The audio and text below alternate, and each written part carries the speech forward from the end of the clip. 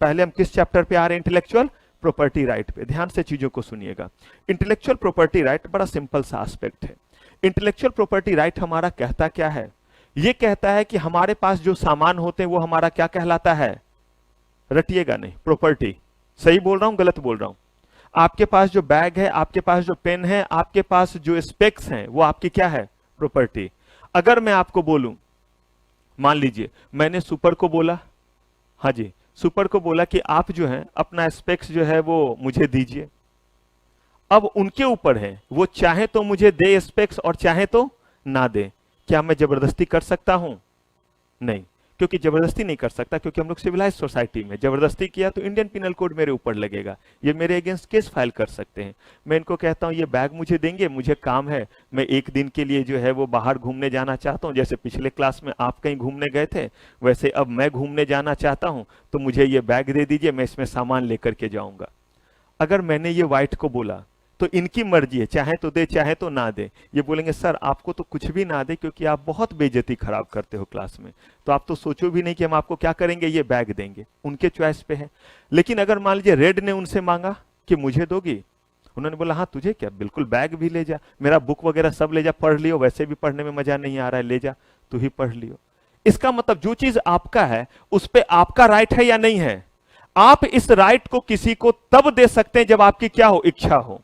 वैसे ही हम जिस चीज के बारे में बात करें वो हमारा इंटेलेक्चुअल है। अभी ये सारी चीज प्रॉपर्टी है, चेयर वगैरह क्या है? प्रॉपर्टी है, मेरे भी प्रॉपर्टी, ये सब मेरा प्रॉपर्टी हुआ, ये जो भी है, ये सामान है, ये मेरा प्रॉपर्टी। आप बोलिएगा सर ये कैमरा दे दो ना, हम जा रहे हैं बाहर घूमने के लिए, ये तो सर 4K कैमरा है, इससे तो मस्त रिकॉर्डिंग होगी, करके लाएंगे।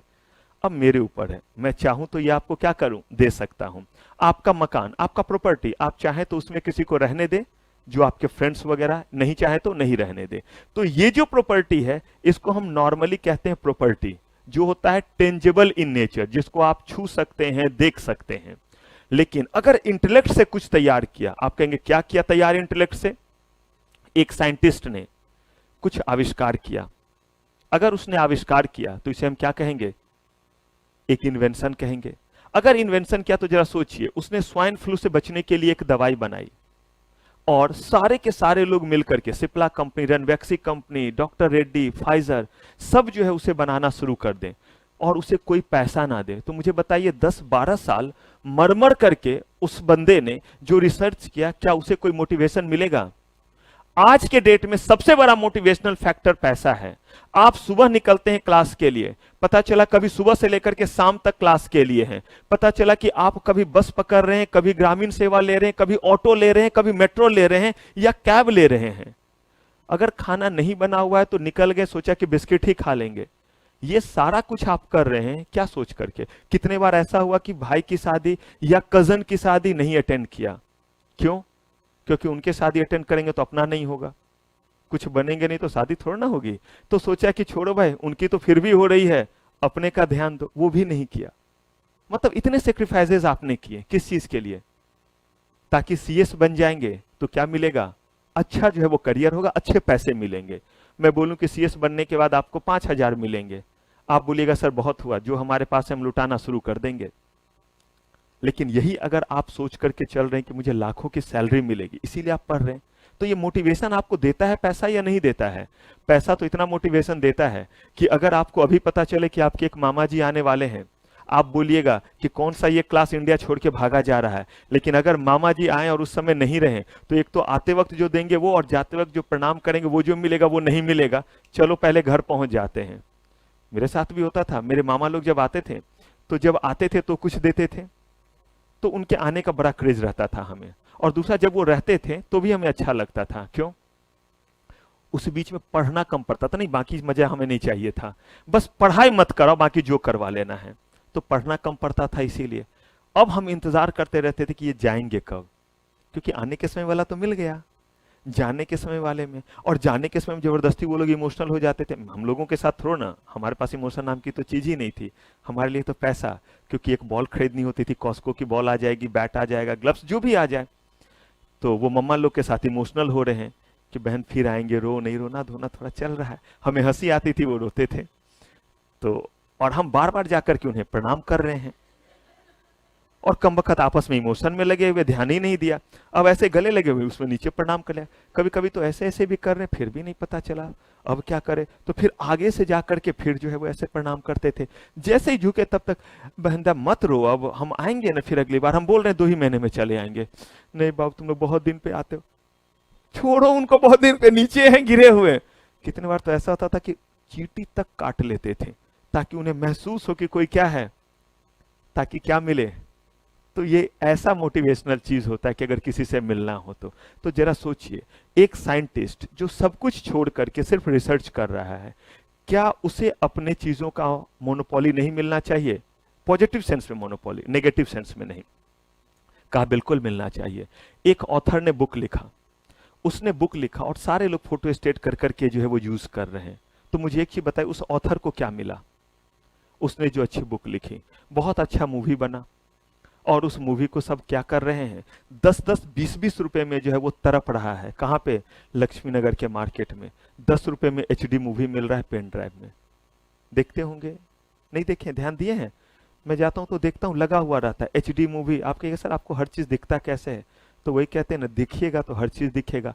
आप किसी जगह जाइए, देखिए कि सीडी जो है वो तड़प रहा होता है, डीवीडी 30 रुपीज में, 20 रुपीज में कितने मूवी, 4 मूवी, कम वक्त करोड़ों रुपए लगे, और उनकी मूवी तड़प रही है कितने में, 30 रुपए में। और वो भी डीवीडी में। अगर आपने देखा वो इसमें 3 ही मूवी है, तेरा वाला नहीं लेंगे, तो वैसा डीवीडी जिसमें 4 मूवी हो, मतलब 5 रुपए एक मूवी के लिए।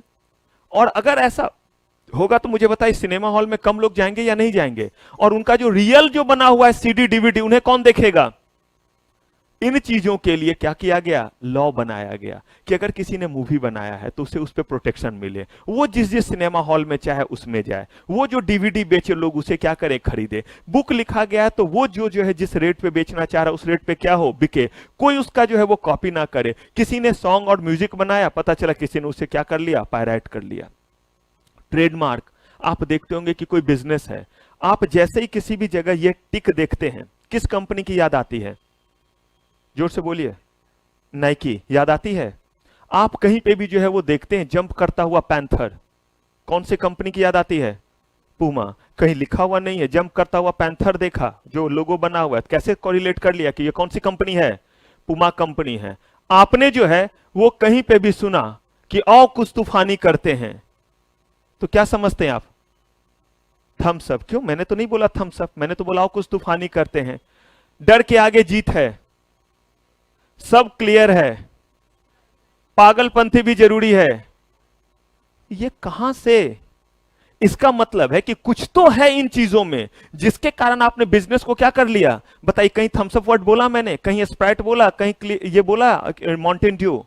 इसका मतलब यही है आपका ट्रेडमार्क। नाम ही सुनिए, ट्रेडमार्क, जो क्या कर रहा है, ऐसा आपको फील दे रहा है कि आप उस बिजनेस को क्या कर ले रहे हैं, उस बिजनेस को आप कोरिलेट कर, उस बिजनेस को आइडेंटिफाई कर रहे हैं। जरा मुझे बताइए, कंपनी ने इतना मरमर के वो मुकाम हासिल किया कि अगर कोई बोले कि आओ कुछ तूफानी करते हैं, तो इसका मतलब जो है लिम्का नहीं, आप क्या बोलते हैं, थम्स अप। तो इसके लिए वो जो उसका लोगो बना हुआ ऐसे करके जो बना हुआ है, या ये जो टिक लगा हुआ है, इन्होंने टिक लगाया और पता चला कि हमारे व्हाइट ने एक कंपनी बनाई, मस्त एक टी शर्ट निकाला, 2-2 टिक लगा करके बेच रहे हैं। लोग इनके कपड़े समझ करके खरीद रहे हैं या नाइक का टी शर्ट समझ करके खरीद रहे हैं? मुझे बताइए, नाइक कंपनी को नुकसान है या नहीं है? क्या उन्हें इस बात का प्रोटेक्शन मिलना चाहिए या नहीं मिलना चाहिए? कहा बिल्कुल मिलना चाहिए। और हमारे देश में प्रोटेक्शन मिलता कैसे है? क्या बिना कानून बनाए प्रोटेक्शन मिलेगा? पहले किसी चीज को क्राइम बताइए तो सही, तभी जाकर के कोई करेगा तो उसको क्या मिलेगा, सजा मिलेगा। मान लीजिए हमारे इंडियन पिनल कोड में ये लिखा हुआ ही नहीं है कि किसी को चाकू मारना क्राइम है, तो मान लीजिए व्हाइट का मूड खराब हुआ, बोले सर आपका काम तमाम कर ही देते, आया एक चाकू पेट में घुसाया, इन्हें पुलिस पकड़ने लगी, तो ये क्या कहते हैं कि क्या हुआ, मुझे पकड़ क्यों रहे हो? तो इन्होंने बोला अपने पेट में चाकू क्यों मारा? तो पेट में चाकू मारा तो इन्हें पुलिस कहेगी कि इंडियन पिनल कोड के तहत सेक्शन इसके तहत ये क्या है, क्राइम है। अब मुझे एक चीज बताइए, कितने बार आपने देखा होगा, अभी एक कुछ इंसिडेंट्स हुआ था, 2-3 साल हो गए, उसमें एक 13 ईयर का भी जो है कोई था जिसको जल्दी जो है वो 3 साल में ही शायद उसे छोड़ दिया गया। कुछ इशू था, दामनी या कुछ ऐसे करके नाम था, मुझे एग्जैक्टली याद नहीं आ रहा है। उसमें 13 ईयर का भी एक था जो पर्सन इन्वॉल्व था, उसे सिर्फ 3 साल, वो भी उसे कहां रखा गया, बाल सुधार गृह में रखा गया था और छोड़ दिया गया। आपको पता है उसके बाद क्या हुआ? सारे जज और सारे लोगों ने कहा वी आर हेल्पलेस। क्यों? कहा गया कि लॉ ही नहीं है तो हम इसे 3 साल से ज्यादा का सजा कैसे दे? लिखा हुआ है कि अगर किसी की एज इतने तक है तो कितना भी बड़ा क्राइम कर ले तो उसे हम इससे ज्यादा की सजा नहीं दे सकते, और वो भी उसे कहां रखेंगे? बाल सुधार गृह में रखेंगे, जुवेनाइल होम में रखेंगे। मुझे एक चीज बताइए, क्यों ऐसा किया गया? इसीलिए क्योंकि लॉ में प्रोविजन नहीं था। तो जब तक हम लॉ में प्रोविजन नहीं डालेंगे तब तक हम किसी चीज को प्रोटेक्ट नहीं कर सकते। यही वजह है कि इंडियन पीनल कोड में अलग अलग चीज के लिए लिखा गया कि किसी ने किसी को ऐसे धक्का दिया तो कितना सजा मिलेगा, चाकू मारा तो कितना सजा, पहले गला दबा दिया फिर चाकू मारा तो कितना सजा, टुकड़े टुकड़े में काट दिया तो कितने सजा। अगर ऐसा नहीं किया जाएगा तो किसी को 2 साल की क्यों सजा मिलेगी? सोचिए, किसी को 3 साल की सजा क्यों मिलेगी, किसी को लाइफ टाइम इंप्रिजमेंट क्यों मिलेगा और किसी को कैपिटल पनिशमेंट क्यों मिलेगा? कैपिटल पनिशमेंट समझते हैं ना, मृत्यु दंड जिसको कहते हैं, फांसी की सजा। इसलिए हमने कहा कि अगर हमें इन्हें प्रोटेक्ट करना है, किन्हें? साइंटिस्ट को, ताकि लोग और ज्यादा क्या करें? इन्वेंशन करें। आप देखते होंगे हमारे देश में बहुत ज्यादा इन्वेंशन नहीं होता है, दवाइयां वगैरह बहुत ज्यादा हमारे देश में नहीं बनती है, बाहर बनती है, और इसीलिए हम उसे खरीदते तो हमारे लिए बहुत महंगा पड़ता है दवाइयां। क्यों? क्योंकि वो इंडिया से बाहर का बना हुआ दवाई है, उस पर पेटेंट लगा हुआ है, और पेटेंट का एक हिस्सा किसको जा रहा है? साइंटिस्ट को जा रहा है, तब दवा कंपनी बना पा रही है। कहा तो करें क्या? कहा कि उस दवा बनाने वाले जिन्होंने आविष्कार किया उसे हम क्या करेंगे? प्रोटेक्शन प्रोवाइड करेंगे, ताकि जो है वो जो दवा बनाया उस पर हम उसको क्या दें? रॉयल्टी दें। किसी ने मूवी बनाया तो उस पर क्या मिलना चाहिए? उसे रॉयल्टी मिलना चाहिए। किसी ने बुक लिखा तो उसे क्या मिलना चाहिए? रॉयल्टी मिलना चाहिए। और ट्रेडमार्क अगर किसी ने बनाया तो पता चला सारे लोग उसी का ट्रेडमार्क लगा करके घूमे, सरा हुआ शूज और उस पर जो है जंप करता हुआ पैंथर, पता चला पैर में पहनेंगे सब पता चलेगा कि ये पुमा का नहीं है, एडिडास का वो बना हुआ है, लिखा हुआ एडिडास। क्या कंपनी को नुकसान नहीं हो रहा है? लोग क्या समझ करके वो प्रोडक्ट ले रहे हैं? एडिडास का लोग पुमा समझ करके ले रहे हैं, तो क्या कंपनी को प्रोटेक्शन नहीं मिलना चाहिए? कहा कैसे प्रोटेक्शन दे इन चीजों के लिए? कहा ट्रेडमार्क एक्ट बना दो। तो इन्वेंशन को प्रोटेक्शन देना है तो क्या बना दो? पेटेंट एक्ट बना दो। कहा कॉपीराइट किसके लिए बनाओ? बुक वगैरह के लिए, मूवी वगैरह के लिए, कंप्यूटर प्रोग्रामिंग जो हम करते हैं उसके लिए, जो ऐप वगैरह बनता है क्या बना दो? Copyright act. कुछ भी पढ़ाया नहीं मैंने, मैं बोल रहा हूं कि ये कंटेंट क्या करेगा हमारा ये जो सेगमेंट है जिसका नाम इंटेलेक्चुअल प्रॉपर्टी राइट है। कहा ठीक है, आप जब भी ये सिंबल देखते हैं कुछ समझते हैं? इस सिंबल को देख के किसी चीज को कोरिलेट कर पाते हैं? बहुत अच्छा, मैं आर्टिस्ट नहीं हूं फिर भी, क्या ये सिंबल को मर्सिडीज का अगर आप ये देखते हैं तो कुछ कोरिलेट कर पाते हैं? ऑडी का, मेरे मुंह से तो ये सब नाम निकलता भी नहीं, गरीब आदमी हूं, निकलेगा भी तो मेरे मुंह से मारुति वगैरह निकलेगा, हुंडई निकलेगा, ये इतनी बड़ी बड़ी मर्सिडीज, ऑडी, इसके स्पेलिंग में हमेशा मुझसे गलती होती है, महंगा होता है ना, इसीलिए सस्ता चीज कितना भी बड़ा रहे गड़बड़ नहीं होता है। अब देखिए मारुति कंपनी ने कार बनाया और मस्त कार के ऊपर ये स्टार लगा दिया, गलत है या नहीं है? इसको आपने कैसे प्रोटेक्ट किया? किस एक्ट के जरिए? ट्रेडमार्क। पढ़ेंगे डिटेल में कैसे कैसे करेंगे, लेकिन इतना सेंस तो आ रहा है कि किसके जरिए करेंगे? ट्रेडमार्क के जरिए। अब जरा मुझे एक चीज बताइए, मर्सिडीज का बहुत अच्छा मॉडल है गाड़ी का, मारुति ने इस बार अपना नाम लिख करके बेचा, हुंडई ने अपना नाम लिख करके बेचा, लेकिन जैसा मॉडल किसका था? मर्सिडीज का सेम मॉडल बना लिया। यह गलत है या बहुत अच्छा है? बोलिए। गलत है तो गलत है, तो उसे प्रोटेक्ट कीजिएगा या नहीं कीजिएगा? अरे भाई किसी ने बुद्धि लगाया तब ना ऐसा डिजाइन बनाया, या ऐसे ही जय माता दी, ओम नमः शिवाय, अल्लाह अकबर और डिजाइन बन करके आ गया? प्रोटेक्शन दीजिएगा या नहीं दीजिएगा? प्रोटेक्शन कैसे दीजिएगा? लॉ बना करके। तब बनाया गया कौन सा एक्ट? डिजाइन।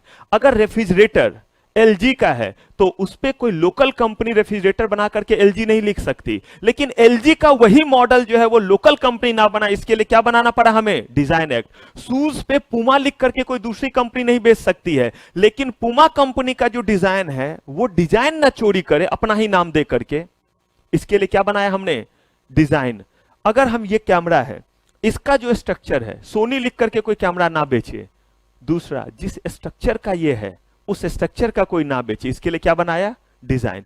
तो वो चीज लिख करके बेचना ट्रेडमार्क से प्रोटेक्टेड हो गया, और वैसा सुंदर सा डिजाइन किसमें प्रोटेक्ट हो गया, डिजाइन एक्ट में। केस भी चल रहा है आपका, एप्पल और कार्बन नाम की एक कंपनी है, इनका डिजाइन एक्ट में केस चल रहा है। जैसा पहले नहीं आता था आईफोन, शुरू में जो आया था छोटा वाला थोड़ा मोटा सा, अगर आप लोग को ध्यान हो, बहुत शुरू शुरू का एप्पल याद कीजिए, बहुत पहला पहला मॉडल, बिल्कुल कार्बन ने वैसा ही मॉडल लिखा था कार्बन, ये नहीं कि वो खाया हुआ एप्पल का सिंबल नहीं दिया, लेकिन वो किसका इंफ्रिंजमेंट था, डिजाइन का क्या था, इंफ्रिंजमेंट। तो हमने एक्ट बनाया। ज्योग्राफिकल इंडिकेशन हमारा कहता है कि ये बहुत सारे लोगों के लिए है, लेकिन एक खास जगह से जुड़ा हुआ है। और खास जगह से जुड़े होने का मतलब क्या हुआ, खास जगह से जुड़े होने का मतलब हुआ कि अगर इस एरिया में ये चीज होगा, आप बनाएंगे तो भी ऐसा होगा, ये बनाएंगे तो भी ऐसा होगा। क्यों, इस क्लाइमेट में ही कुछ ऐसा है। जैसे नागपुर का संतरा, अगर नागपुर में मेरा बगान है तो क्या होगा, वहां के संतरे में, ऑरेंज में खास टेस्ट आएगा। आपका भी नागपुर में अगर बगान है तो आप में भी वो टेस्ट आएगा। लेकिन अगर इनका दिल्ली में है तो क्या दिल्ली में जो है वो संतरा नहीं बनता है, संतरा की खेती नहीं होती है, लेकिन उसमें वो टेस्ट नहीं आएगा जो कहां पे होता है, नागपुर में। तो ये है ज्योग्राफिकल इंडिकेशन। ऐसे ही आपके सामान है, कोल्हापुरी चप्पल, कांजीवरम सिल्क साड़ी, बनारसी साड़ी, ये सारी चीज है, रामपुरी चाकू। तो ऐसे बड़े सारे चीज आपके हैं, इनको हम किस में प्रोटेक्शन देते हैं, ज्योग्राफिकल इंडिकेशन में। ये नहीं कि यहां पे आपके दिल्ली के बगान में हुआ, आप बोलिएगा ले लो नागपुर का संतरा, नागपुर का संतरा, आप अलाउड नहीं है ये बोलने के लिए। हाँ, लेकिन आपका भी नागपुर में बगान, मेरा भी है, तो दोनों बोलेंगे मस्त, क्या, नागपुर का संतरा, इलाहाबाद का अमरूद, मुजफ्फरपुर का लीची, ये सब क्या है, ज्योग्राफिकल इंडिकेशन है। तो हमें इंटेलेक्चुअल प्रॉपर्टी राइट में बड़े सारे लॉ हैं, हमें कितने पढ़ने हैं, 5। और इन 5 के जरिए हम इंटेलेक्ट को क्या करने वाले हैं, प्रोटेक्ट करने वाले। और इंटेलेक्ट का मतलब क्या है, अपनी बुद्धि से अगर हमने आविष्कार किया तो कहां प्रोटेक्शन मिलेगा, किस एक्ट का नाम बताइए, किस एक्ट में, पेटेंट एक्ट में। अगर आविष्कार जैसा चीज किया तो, अगर हमने बुक लिखा, हमने मूवी बनाई, हमने कहानी लिखा, हमने कोई आर्टिस्टिक वर्क किया, हमने कंप्यूटर प्रोग्राम बनाया, किस एक्ट में प्रोटेक्शन मिलेगा, कॉपीराइट एक्ट में। हमने बहुत सुंदर सा लोगो बनाया, हमने बहुत सुंदर सा डिजाइन बनाया, हमने बहुत सुंदर सा पंच लाइन बोला, कहां प्रोटेक्शन मिलेगा, ट्रेडमार्क में। हमने बहुत सुंदर मॉडल का अपना सामान बनाया, उसको कहां प्रोटेक्शन मिलेगा। और कोई ऐसा चीज है जो वहां के क्लाइमेट के कारण होता है, तो कोई बाहर वाले उसका नाम इस्तेमाल ना करे, इसका प्रोटेक्शन कहां मिलेगा। तो ये हमें 5 चीजों को पढ़ना है। तो 5 चीजों को एक साथ पढ़ेंगे या एक एक करके, ऑब्वियसली बात एक एक करके। तो हम पहला हमला किस पे करेंगे, पेटेंट एक्ट पे। करें हमला, उससे पहले इसको कॉपी कीजिए।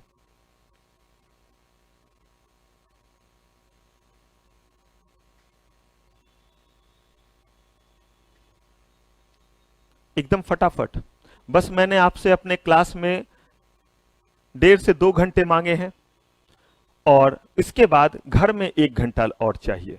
इसके अलावा कोई टाइम नहीं चाहिए मेरे सब्जेक्ट में। क्लास में जो 1.5 घंटे और घर पे कितने, 1 आवर, बस इतना ही चाहिए। यानी कि वीक में आपसे मैंने मांगे हैं सिर्फ और सिर्फ 7 आवर्स, और आप गारंटी में रहेंगे।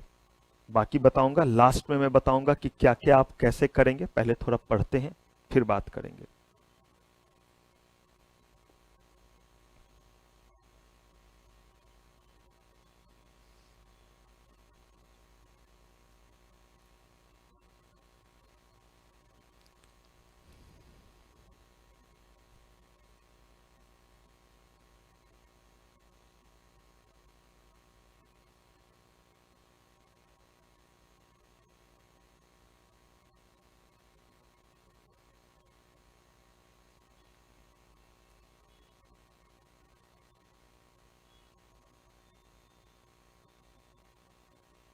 आपके पास कॉपी नहीं सुपर,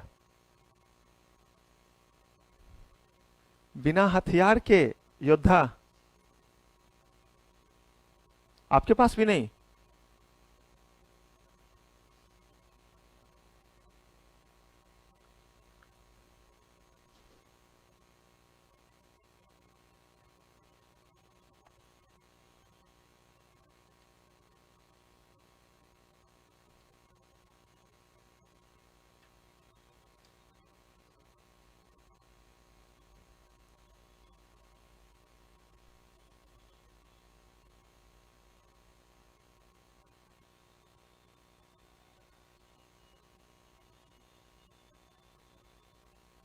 आप लिखिए, फिर बात करते हैं।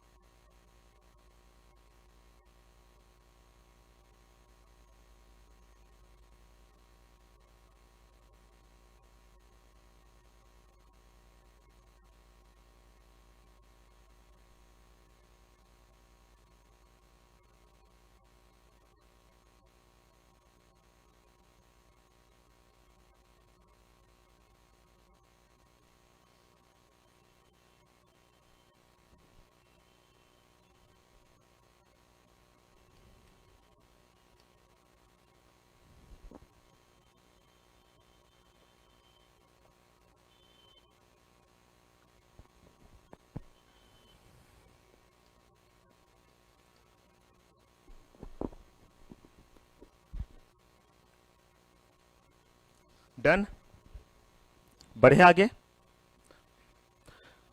देखिए पहला लाइन जो इसमें लिखा हुआ है वो ध्यान से देखिए, to protect the earning and provide the monetary benefit to intellect.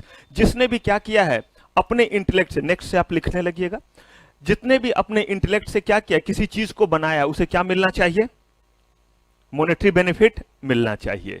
यानी कि अगर बुक बनाया या कोई भी इन्वेंशन किया तो उसको क्या मिले, कुछ पैसे मिले। जब भी वो दवाई बिके, जब भी वो दवाई बेचा जाए तो उस पे उसको कुछ मिलना चाहिए। जैसे एलईडी, एलईडी तो नया ही आया हुआ है।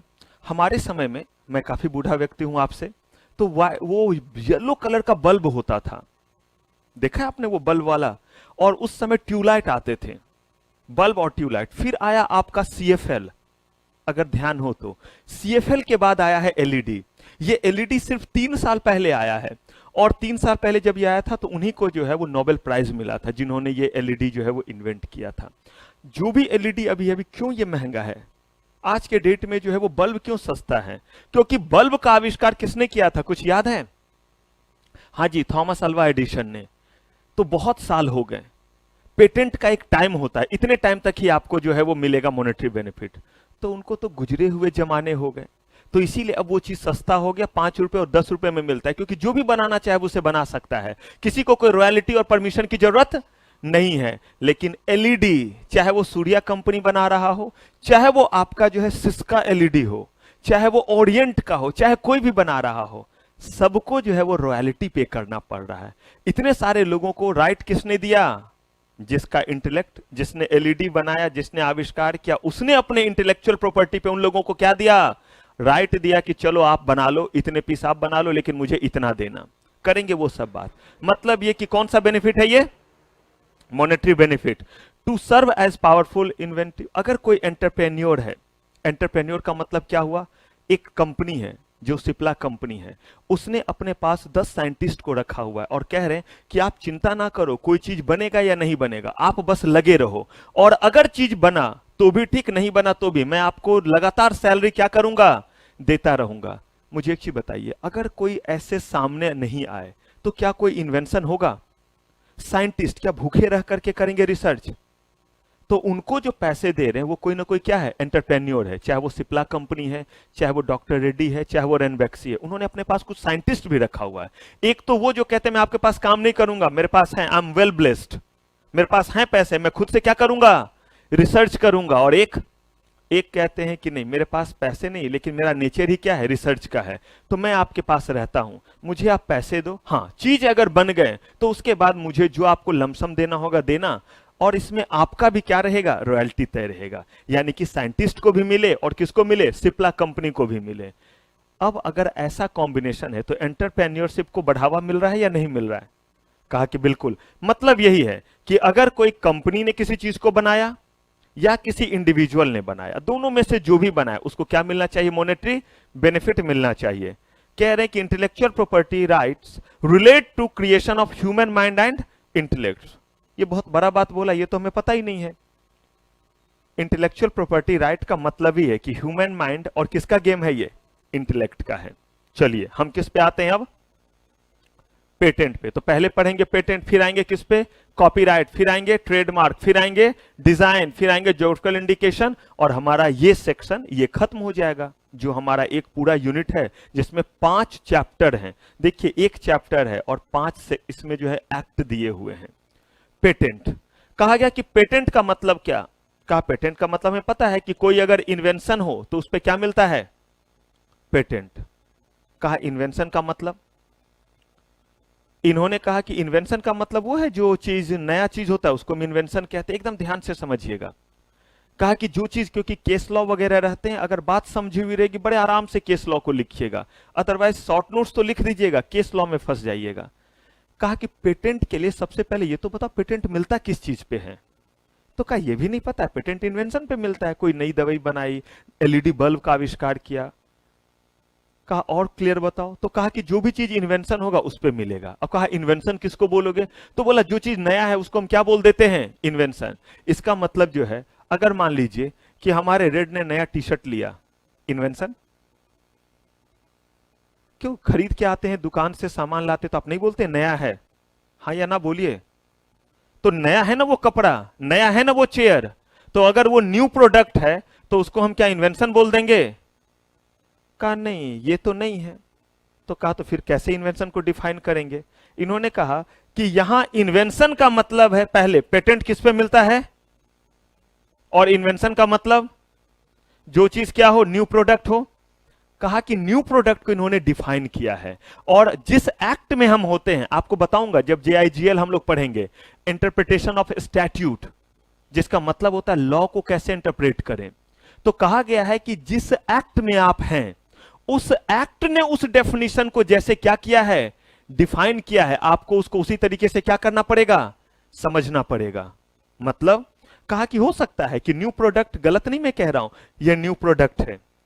एम आई राइट और रॉन्ग? अगर ये खरीद के अभी मैं लाया हूं तो जल्दी बोलिए।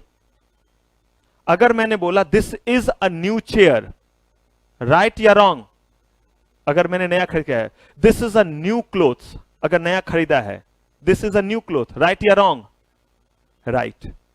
अब अगर मैं बोलूं यहां पे न्यू प्रोडक्ट, तो इन्होंने बोला कि ये राइट और रॉन्ग नहीं होगा। तो ये राइट रॉन्ग कौन तय करेगा? कौन तय करेगा? कौन सा लॉ?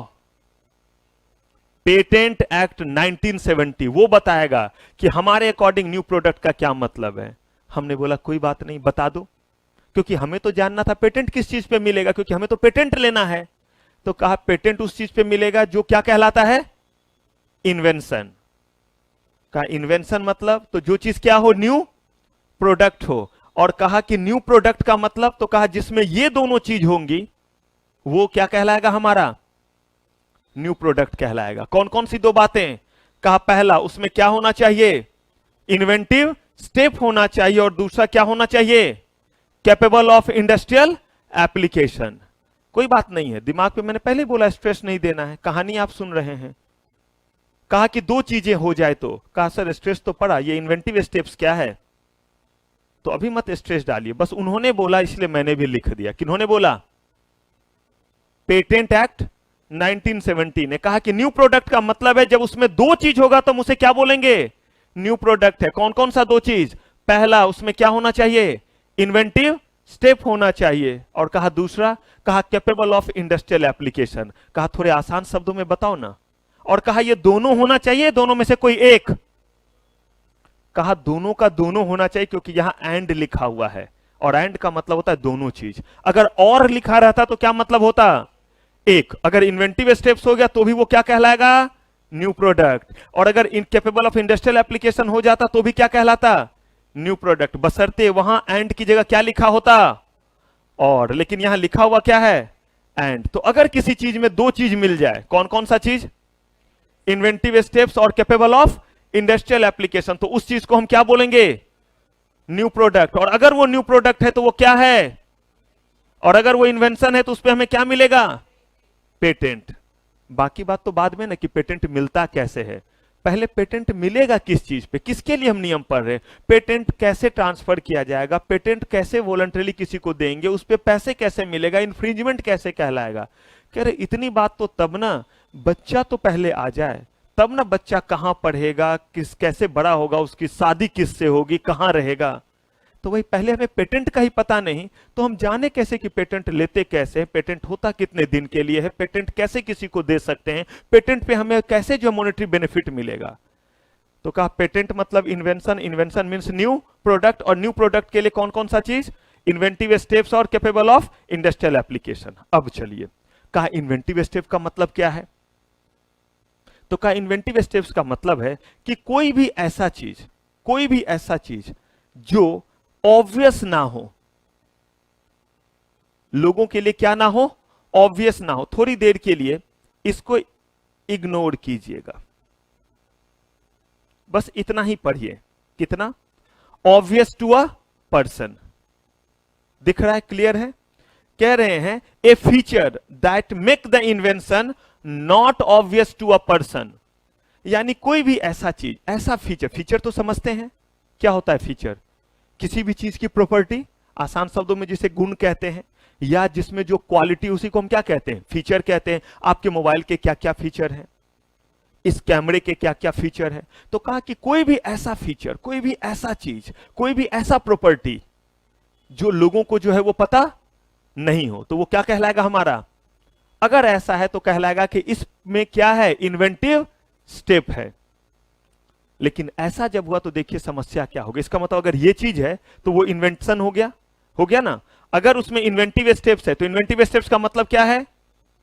कि भाई उसमें क्या होना चाहिए? कुछ ऐसा चीज जो किसी को पता ना हो, तो वो हो गया इन्वेंटिव स्टेप। और इन्वेंटिव स्टेप है तो क्या हो गया? New product. और न्यू प्रोडक्ट है तो इन्वेंशन, और इन्वेंशन है तो उस पर क्या मिलेगा आपको? पेटेंट। अब सुनिए जरा एक बात, मैं अपनी नानी की कहानी सुना रहा हूं। मेरी नानी अपने नानी मतलब घर से कहीं बाहर नहीं गई थी, क्योंकि मेरे नानी का ससुराल और मायका एक ही जगह था, क्योंकि उनके पापा के कोई बच्चे नहीं थे, एक्सपायर हो गए थे, तो नानी वहां ही रह गई। मेरे नाना जी नानी जी के घर में बस गए। नाना जी को बहुत फायदा हो गया, एक तो उनको अपनी प्रॉपर्टी थी, दूसरी मेरी नानी जो है वो गलती से कुछ ज्यादा ही धनवान थी। मेरे अलावा मेरे सारे जानने वाले बड़े अमीर हैं, बस सिर्फ मैं ही गरीब हूं। तो नानी को तो जो था नाना जी को भी ज्यादा चीज मिल गया। तो नानी वहीं रहती थी, हम लोग को जब जाना होता था हम नानी से मिलने वहीं जाते थे।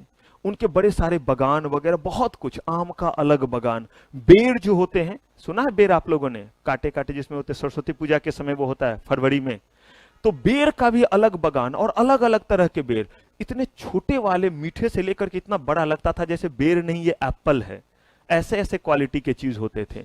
आम ही है तो इतने क्वालिटी का, वो क्वालिटी आप लोगों ने यहां देखा भी नहीं होगा, हम लोगों ने भी नहीं देखा था। तो हम लोग सब वहां जाते थे, वो कभी बाहर नहीं निकली थी।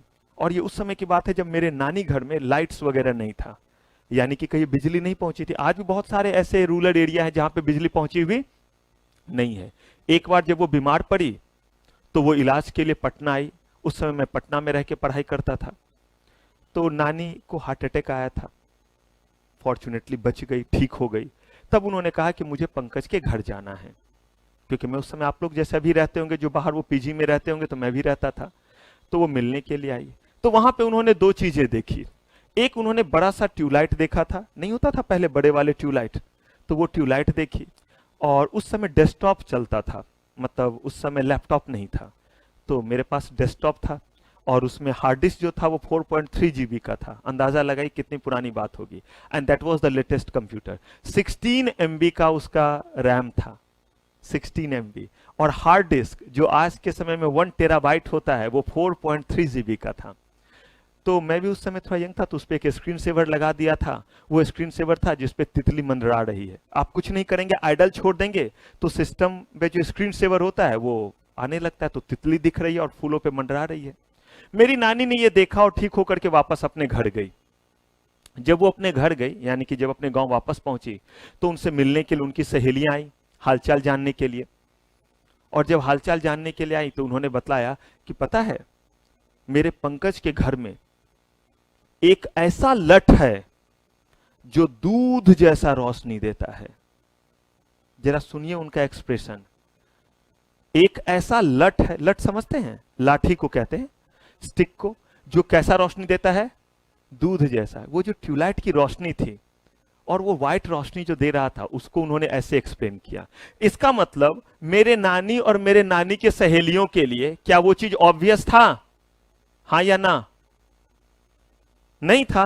तो a feature that make the invention not obvious to a person, तो मेरी नानी और मेरे नानी के सहेली के लिए तो ऑब्वियस नहीं था। इसका मतलब उसमें क्या है? जल्दी बोलिए। इन्वेंटिव स्टेप्स, मतलब उनका पंकज जो है वो क्या हो गया? साइंटिस्ट हो गया। इन्वेंटिव स्टेप्स है, इसका मतलब वो न्यू प्रोडक्ट का मतलब इन्वेंशन, और इन्वेंशन का मतलब वो पेटेंट किसके नाम से? ट्यूबलाइट का पेटेंट अगर मेरे नाम से होता तो मैं यहां जलता हुआ दिखता आपको?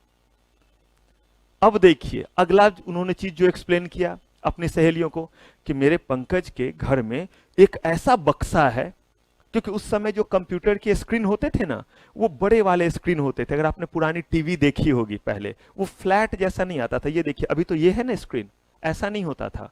वो बड़ा सा, उसको कैथोड रे वाला स्क्रीन कहते थे, डब्बा जैसा। तो वो कह रहे कि एक ऐसा जो है वो डब्बा है जिसके भीतर तितली और फूल है, और तितली कहीं नहीं जाती है, उसी जगह रहती, उसी डब्बे में घूमते रहती है।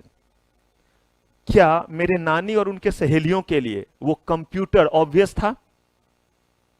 तो इसका मतलब उसमें क्या था? और अगर इन्वेंटिव स्टेप्स था तो वो क्या हुआ? और न्यू प्रोडक्ट है तो इसका मतलब वो क्या है? और अगर इन्वेंशन है तो उस पर क्या मिलेगा? यानी कि कंप्यूटर का पेटेंट मेरे नाम से, उनके पंकज के नाम से। काश ऐसा होता, लेकिन क्या ऐसा है? नहीं। तो इसका मतलब लॉ ने झूठ लिखा हुआ है? नहीं। हाँ जी, बिल्कुल सही कह रहे हैं। अंतिम वर्ड पे आइए जरा, यहां पे एक बार बिल्कुल लास्ट लाइन देखिए क्या लिखा हुआ है। ऑब्वियस टू अ पर्सन, उसके बाद हाँ जी, स्किल्ड इन दैट। अगर कोई आईआईटी का इंजीनियर है, उसे भी नहीं पता है ये चीज। कोई कंप्यूटर में इंजीनियरिंग किया हुआ है और उसे भी नहीं पता है ये चीज। सोचिए ना, लाइट के बारे में तो बड़े सारे लोगों ने पढ़ा था, लेकिन ये एलईडी उनके लिए भी नया चीज था। तभी ये क्या कहलाएगा? इन्वेंटिव स्टेप्स कहलाएगा। इसका मतलब अगर इन्वेंटिव स्टेप्स है तो वो क्या हुआ? न्यू प्रोडक्ट तो इन्वेंशन है तो उस पर क्या मिलेगा? पेटेंट। अब जरा सुनिए दूसरा एस्पेक्ट, कैपेबल ऑफ व्हाट। कहा ये लिखने की क्या जरूरत थी? कितना अच्छा, तो एक चीज से काम चल जाता कि अगर किसी प्रोडक्ट में क्या है? इन्वेंटिव स्टेप्स है, तो ऐसे केस में उसे हम क्या कह देते हैं? उसे हम कह देते कि इस पे इन्वेंशन है, इस पे क्या मिलेगा? पेटेंट मिलेगा। अब देखिए दूसरा चीज क्यों देना पड़ा वो जरा देखिए। ये भी सच्ची कहानी सुना रहा हूं, मेरी दुख भरी कहानी है, ध्यान से सुनिएगा। ये बात उन दिनों की है जब मैं बहुत छोटा था, पापा मम्मी के साथ ही रहता था। हम 3 भाई बहन, तीनों जिंदा हैं, भगवान की कृपा है। तो ये थे इसीलिए कह रहा हूं क्योंकि बात पुरानी है। तो पापा गेस्टेड ऑफिसर थे। तो आप सुनते होंगे या देखे होंगे कि जो मतलब सरकारी बंगला वगैरह होता है, क्वार्टर वगैरह होता है, थोड़ा ज्यादा बड़ा होता है। येलो कलर का बड़ा सा बंगला होगा, उसमें जो है वो थोड़ा आप गार्डनिंग भी कर लीजिए, दिस दैट सब कुछ कर लीजिए। तो दोपहर में पापा ऑफिस गए, हम स्कूल से जब आ गए तो बताया ना, पढ़ने के अलावा हमसे जो करवा लीजिए। पापा पीटे नहीं होते तो शायद अंगूठा छाप ही रहते। तो पापा ऑफिस गए तो मम्मा तो अपनी है, पापा बस पढ़ाए ना। पापा मीन्स अमरीशपुरी, मम्मा मतलब निरुपमा राय। कुछ भी होगी तो खुद रो लेगी और कुछ भी होगा तो पापा रुला देंगे। तो पापा ऑफिस, तो हम दोपहर में तीनों जो है वो भटक रहे हैं भीतर ही। अब मम्मा को दोपहर में सोने की आदत, और मेरी मम्मा अगर दोपहर में सोई है और आपने उन्हें जगा दिया, मतलब बिना जो है वो नींद पूरा हुए, तो उनके सर में दर्द हो जाता है। और उसके बाद जो घर में होगा, कांट इमेजिन, नो आइडिया कि क्या होगा।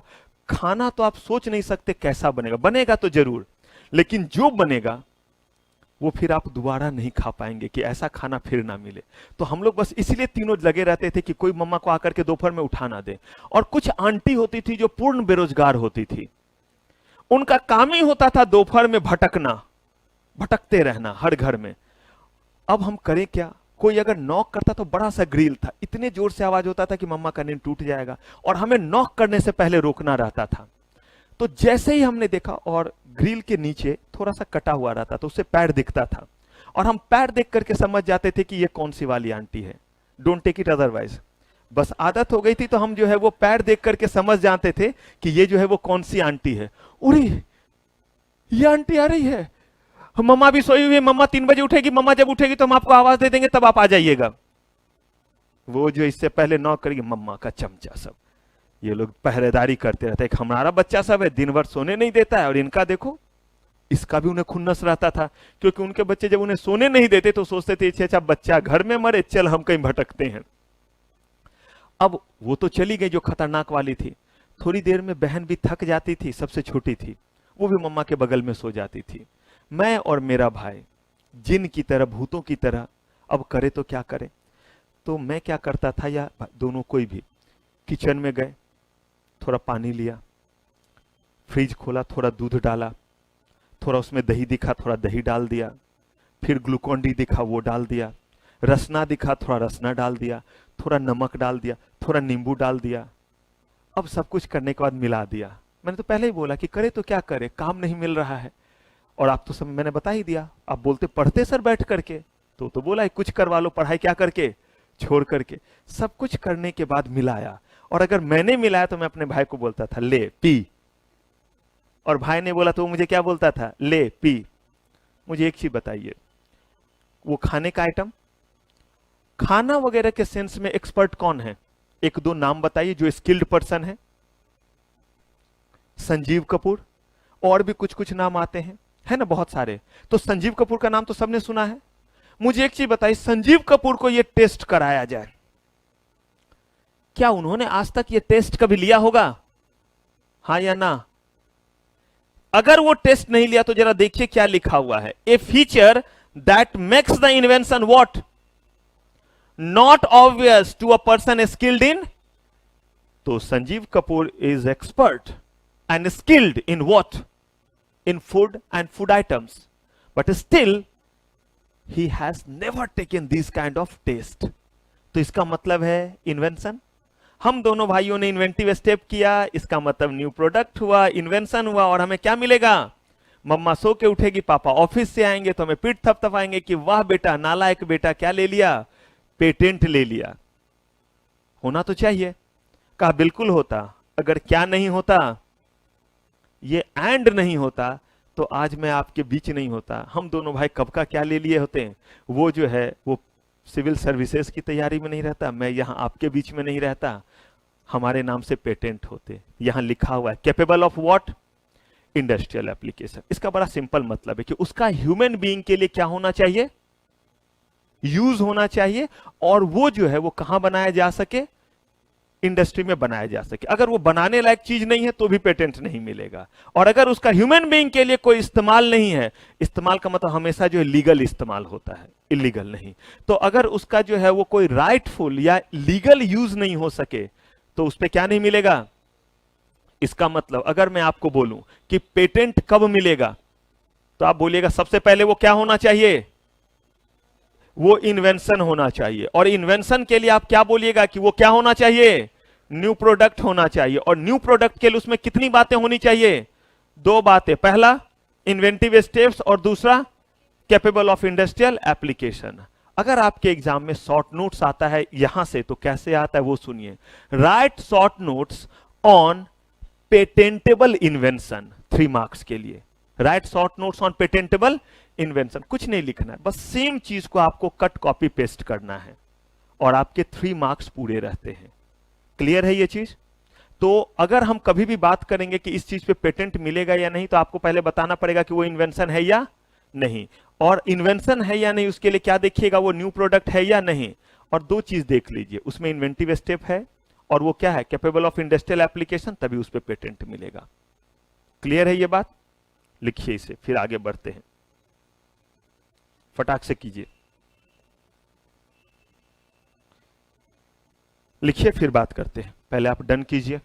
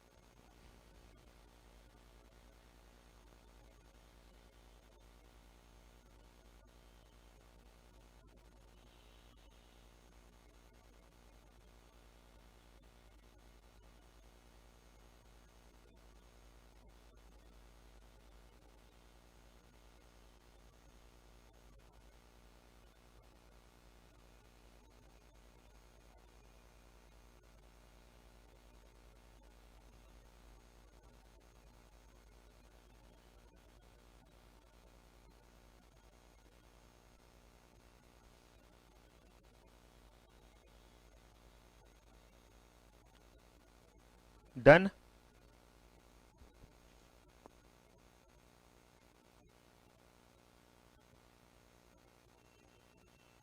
डन। चलिए, तो हमने बेसिकली अभी सिर्फ क्या देखा है, पेटेंट एक्ट हमने शुरू किया। इंटेलेक्चुअल प्रॉपर्टी राइट में हमें कितने एक्ट पढ़ने हैं? 5। हमने किस पे हमला किया? पेटेंट। पेटेंट में बड़े सारे बात हमें जानने होंगे, जैसे पेटेंट है क्या, किन किन चीजों पे पेटेंट नहीं मिलेगा, पेटेंट कैसे मिलता है, पेटेंट लेने के बाद कैसे हम उसका इस्तेमाल करेंगे, ये सारी बात जाननी है। तो जानने के लिए हमने सबसे पहले बस इतना जाना है कि पेटेंट है क्या। अब अगर मान लीजिए कि किसी भी चीज में क्या मिल जाए, हमें इन्वेंटिव स्टेप्स मिल जाए और कैपेबल ऑफ इंडस्ट्रियल एप्लीकेशन हो जाए, तो उसे हम क्या कहेंगे? पेटेंट कहेंगे। लेकिन कुछ ऐसे भी सिचुएशन होंगे, बहुत ध्यान से सुनिएगा, मैंने बहुत आपसे यही रिक्वेस्ट किया कि बस मुझे क्लास में आपके 100% चाहिए, फिर मेरा 100% आप ले लीजिए, एकदम मत कहीं कुछ और सोचिएगा। Very humble request. कुछ नहीं, कोई कहीं नहीं भागेगा, हर कोई वहीं रहेगा, काम यही आना है आपके, बड़े ध्यान से बस सुन लीजिएगा। अब कह रहे हैं कि अगर मान लीजिए कि किसी चीज में इन्वेंटिव स्टेप्स है और वो क्या है? Capable of industrial application. अगर ये दो चीजें होने के बाद क्या कोई ऐसा सिचुएशन है जहां पे उस पे पेटेंट नहीं मिलेगा? ये मैंने बस क्वेश्चन रेज किया है, हां या ना मैं नहीं पूछ रहा हूं, क्वेश्चन मैंने एक रेज किया है कि अगर किसी चीज में क्या है? इन्वेंटिव स्टेप है और कैपेबल ऑफ इंडस्ट्रियल एप्लीकेशन है, क्या उसके बावजूद भी कोई ऐसा सिचुएशन हो सकता है कि हमें पेटेंट ना मिले? हाँ, अभी तक के सिचुएशन के अकॉर्डिंग अगर आप चलिएगा तो आपका जवाब क्या होना चाहिए कि सर नहीं। अगर कोई भी चीज क्या है हमारा, उस पे अगर क्या मिला हुआ आपका? इन्वेंटिव स्टेप्स है और वो क्या है? Capable of industrial application. तो आप कहिएगा सर यही तो हमने पढ़ा है, अगर ऐसा है तो उस पे क्या मिलेगा? हमें पेटेंट मिलेगा। तो अब देखिए, हम लोग जो देखने जा रहे हैं वो ये कि कुछ ऐसे भी सिचुएशन होते हैं जो इन्होंने कहा कि लॉ के क्या हो? अगेंस्ट हो। अगर कोई चीज है वो लॉ के अगेंस्ट है, तो क्या मुझे बताइए उस पे पेटेंट मिलना चाहिए? क्योंकि पेटेंट का मतलब क्या है? हम सामने वाले को क्या दे रहे हैं? मॉनेटरी बेनिफिट दे रहे हैं। मतलब जो चीज ह्यूमन सिविलाइजेशन के लिए खराब है, उस पे हम उसको प्रोटेक्शन दे कि इस वाले से तू ही लोगों को मारना इस तरीके से, और अगर कोई और इस तरीके से मारा तो वो तुझे पैसे देगा तब मारेगा। कहा नहीं, इतना तो हमारा कॉमन सेंस कहता है कि अगर कोई चीज क्या हो? अनलॉफुल हो, ह्यूमन सिविलाइजेशन के लिए वो सही नहीं हो या अनइथिकल हो, तो उस पर पेटेंट नहीं मिलना चाहिए। दूसरी बात, अगर मान लीजिए कि हम किसी तरह के इंटेलेक्चुअल प्रॉपर्टी को किसी दूसरे एक्ट से प्रोटेक्शन दे दे, तो जैसे मूवी पे मिलेगा पेटेंट? बोलिए मुझे जल्दी, क्या बुक पे मिलेगा पेटेंट? क्या आपने कोई जो है वो गाना बनाया, आर्टिस्टिक वर्क किया, तो उस पे मिलेगा पेटेंट? क्यों? उस पे क्या मिलता है? आपने बहुत सुंदर लोगो बनाया, आपने बहुत सुंदर पंचलाइन बनाया ना आपने पंचलाइन, आओ कुछ तूफानी करते हैं, ले लीजिए इस पे पेटेंट। इस पे क्या मिलता है? इसका मतलब यह है कि हमारे different different intellectual property rights जो है वो अलग अलग एक्ट के द्वारा प्रोटेक्ट किए जाते हैं। तो जिस चीज पे हमें कॉपीराइट मिलता है उस पे क्या पेटेंट मिलेगा? तो अगर हमसे बोले कि बताइए किस किस चीज पे जो है वो पेटेंट नहीं मिलेगा, तो दो तरह की बातें होंगी। यहां बात को ध्यान से समझिएगा, रट्टा मत मारिए। बात दो तरह की आएगी। कौन सी बात? पहली, जो चीज लॉ के क्या है? अगेंस्ट है, भले उसमें इन्वेंटिव स्टेप्स है, भले वो क्या है? कैपेबल ऑफ इंडस्ट्रियल एप्लीकेशन, या तो वो लॉ के अगेंस्ट है या अनइथिकल है। अनइथिकल समझते हैं? जो ह्यूमन सिविलाइजेशन आज के हमारे सोसाइटी को जो है वो सूट नहीं करता है, वही कहलाता है अनइथिकल। अनलॉफुल और अनइथिकल में अंतर होता है।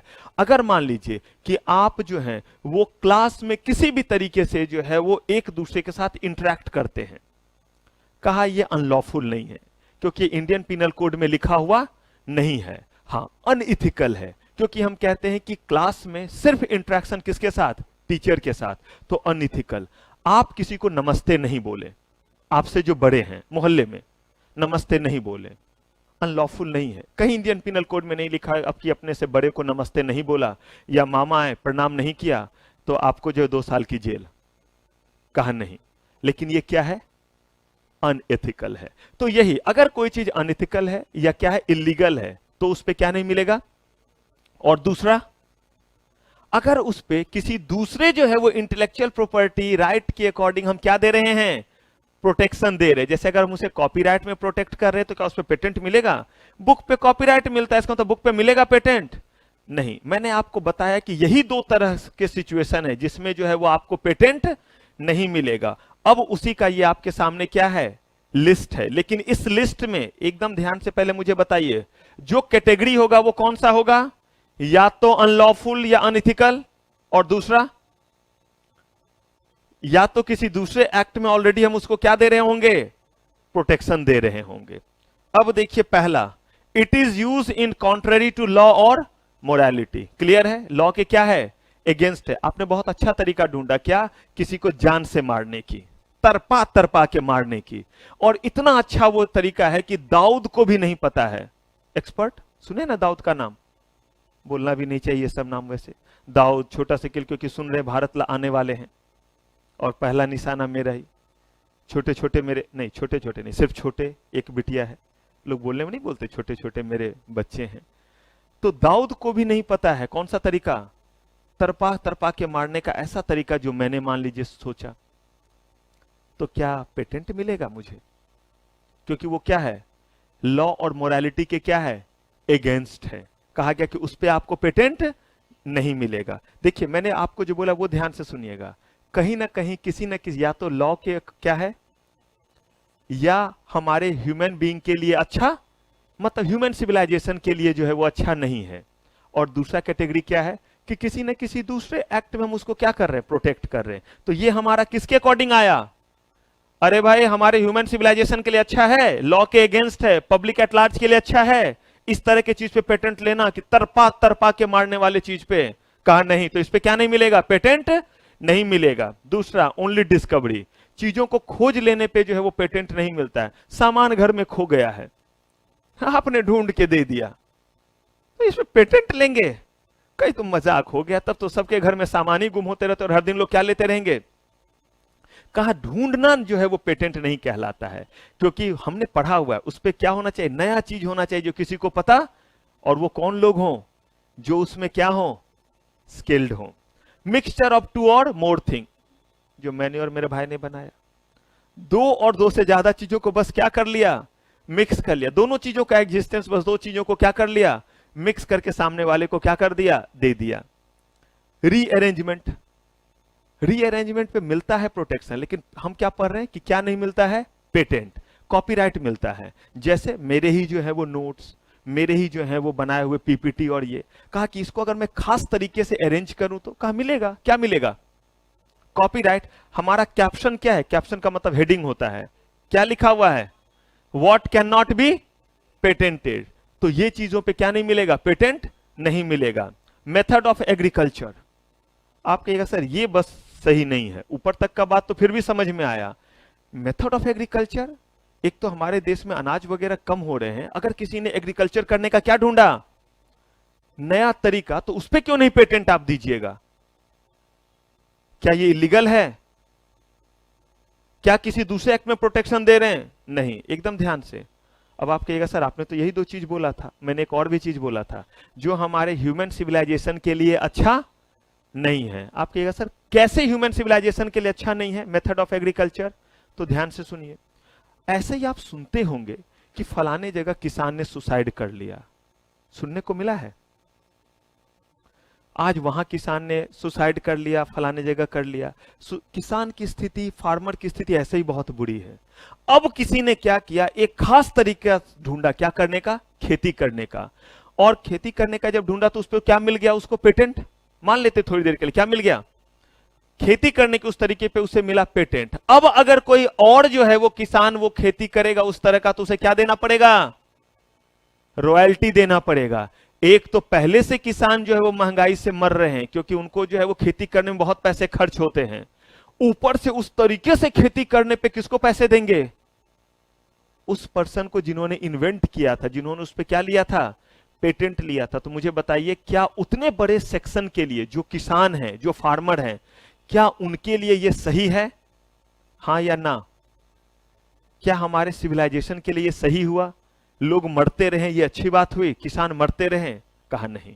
कहा कि हम उनको अवार्ड देंगे, हम उनको क्या करेंगे, रिवॉर्ड देंगे, हम उनको स्टाइपेंड जैसा चीज देंगे, गवर्नमेंट उनको देगी, फैसिलिटेट करेगी, हम आपको हमेशा ताउम्र जो है इस चीज के लिए क्या देते रहेंगे, लगातार। आप देखते हैं कोई भी जो अवार्ड जो मिलता है, भारत रत्न, अर्जुन अवार्ड, ये जो मिलता है, इसका मिलने का मतलब सिर्फ ये नहीं होता है कि आपको बस एक जो है वो सर्टिफिकेट और एक ट्रॉफी मिल गया, नहीं, आपको एक खास तरह की फैसिलिटी तब तक मिलेगी जब तक आप जिंदा हैं, और आपको ही नहीं, आपके जो है वो बाद भी आपके जनरेशन को मिलेगा। किसी को भारत रत्न अगर मिला हुआ है तो उनके पूरे जनरेशन को, शायद थर्ड जनरेशन तक बहुत तरह की सुविधाएं मिलती है, ट्रेन में जाना, प्लेन में जाना, बहुत सारी चीज, ट्रेन वगैरह में तो पूरा फर्स्ट क्लास जो है उनके लिए फ्री है और एक अटेंडेंट के साथ फ्री है।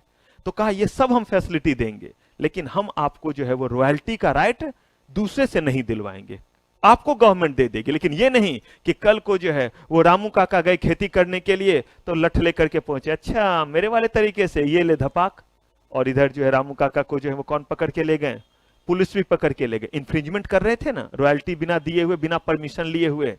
तो इसीलिए बेसिकली मेथड ऑफ एग्रीकल्चर पे क्या बोला, ध्यान रखिए, 3 से 5 मार्क्स का क्वेश्चन पूछ देता है, what can not be patented. हम इसे सिंप्लीफाई कर रहे हैं ताकि इतने पॉइंट हमें रटना ना पड़े, बल्कि हम आसान तरीके से दिमाग में रखें कि 2 बातें दिमाग में रखनी है, जो इलीगल इन नेचर होगा, अनइथिकल होगा, या ह्यूमन सिविलाइजेशन के लिए अच्छा नहीं होगा, उस पे पेटेंट नहीं देंगे। दूसरी बात, जिस चीज को जो ह्यूमन सिविलाइजेशन के लिए अच्छा है, सब कुछ है, लेकिन वो किसी दूसरे एक्ट के जरिए उसको हम क्या कर रहे हैं, प्रोटेक्ट कर रहे हैं, किसी दूसरे इंटेलेक्चुअल प्रॉपर्टी राइट के जरिए, उस पे भी हम क्या नहीं देंगे, पेटेंट नहीं देंगे। देखिए, literary any process of medical, surgical और डायग्नोस्टिक, ये तो गलत बात है, किस पे नहीं मिलेगा पेटेंट, मेडिकल लिखा हुआ या मेडिसिन।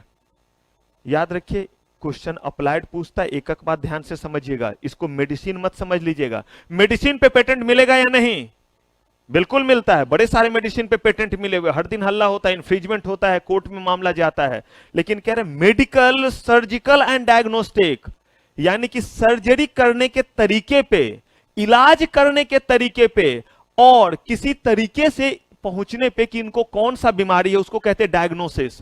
कि चलो ब्लड टेस्ट करवा करके आओ, चलो अल्ट्रासाउंड करवा करके आओ, तब हम तय करेंगे कि आपके जो है वो पेट में स्टोन है या नहीं है।